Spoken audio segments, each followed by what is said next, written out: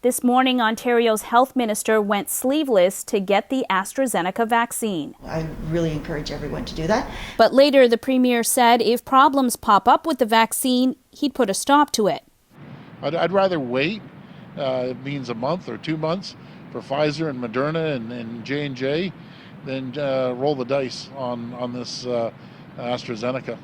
In between came breaking news about the new caution from doctors. It includes that warning to watch for symptoms. That has BC teacher Annie Ohana worried. Being a woman, 38, so I'm in that category of under 55. After the first set of NACI guidelines recommended against giving the shot to people over 65, provinces got creative. BC chose to hand it out to people in priority jobs like teachers.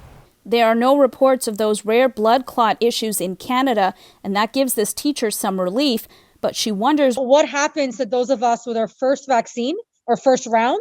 NACI will review evidence as it emerges to provide advice to public health programs on the potential for completing the vaccine series with other vaccine products. Now concern about the message. Even before today, Ohana says she already saw hints of vaccine preference.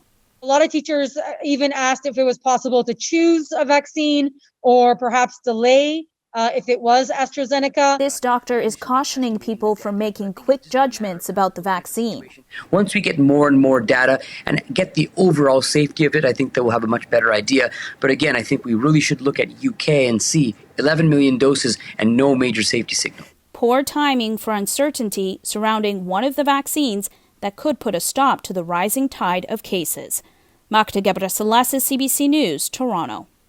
Okay, now I want to bring in Dr. Susie Hoda, infectious diseases specialist, for more on this, because I really just want to know what your bottom line takeaway is.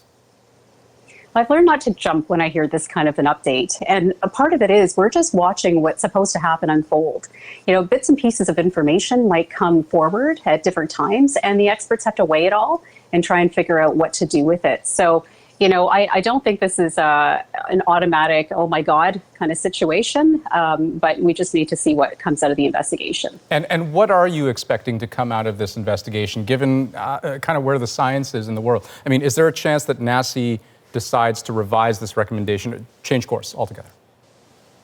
There always is that possibility, right? And like I said, some of it emerges over time. So they're trying to weigh the risks of the benefits of pausing while investigating something or having to go ahead because the risk of waiting and not immunizing people is greater than that. So we tend to lean more on the side of saying, let's hold when we're investigating a safety concern, as opposed to what we saw with the over 65 hold, where it was more on, we just don't have the information. Right. Yeah, that's an important difference there. Okay, thank you, Dr. Hoda. And we are going to have you and Dr. Zane Chagla joining us a little bit later in the program to talk more. Thanks very much.